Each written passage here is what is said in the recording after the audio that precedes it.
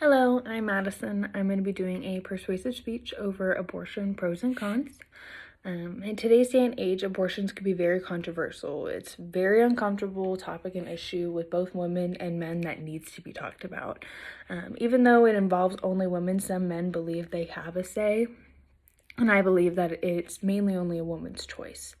The big debate that currently goes on is that abortion should be legal or not. Currently, in all 50 states it is legal, and all 50 of them have at least one clinic, but that issue digs deeper because the states try to restrict the clinics, therefore resulting in not being able to get abortions.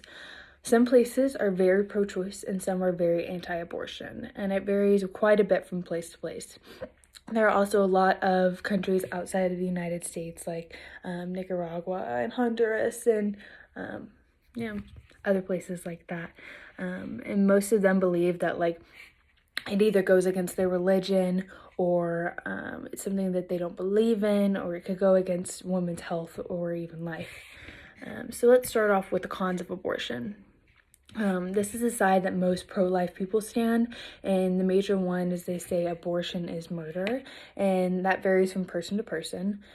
Some believe that it's a killing of an innocent being, even though if it hasn't been born yet. There is a lot of debate on whether it's considered to be a being or a baby. And up to 8 weeks, it's just a fetus, but from then on, it is considered to be a human or a baby. So from 9 to 40 weeks, it is considered to be a being of some sort. Where I usually would agree with this, but at some point, the baby, that if you were to take them out of the womb, you cannot have an intellectual conversation or even tell them smile and they'll know exactly what to do. So they are not able to have, that capacity. And this also goes along with baptizing babies. They haven't committed any sins coming out of the womb, so why must they be baptized with no choice and still being young? Because it goes on to our choice. In abortionprocon.org, it is said that with a unique genetic identity remains unchanged throughout his or entire life, where most would protect them because that is where they have the right to life, because they have that genetic identity and you can't ever be, and no person is the same, so it can't ever be created again.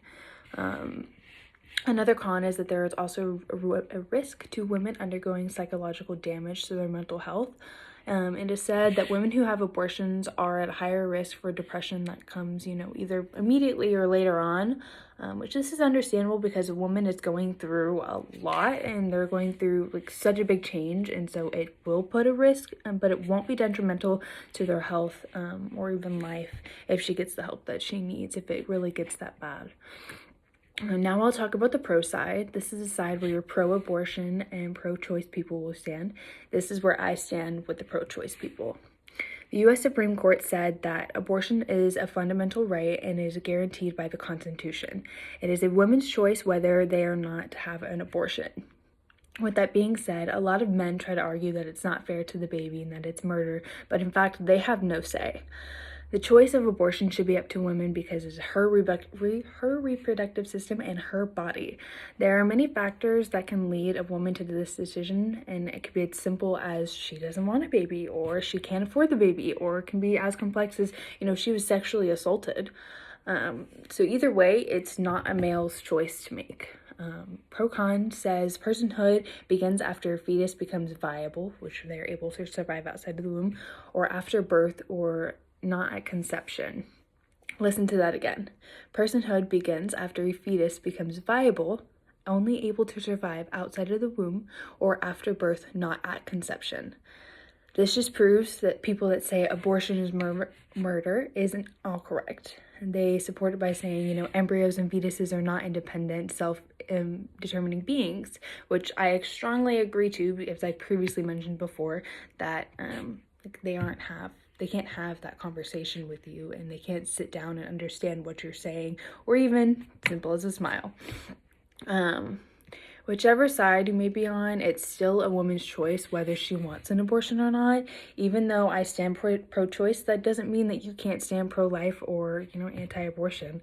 And I just believe that each person deserves their own choice, and no matter the circumstances, it still should be talked about.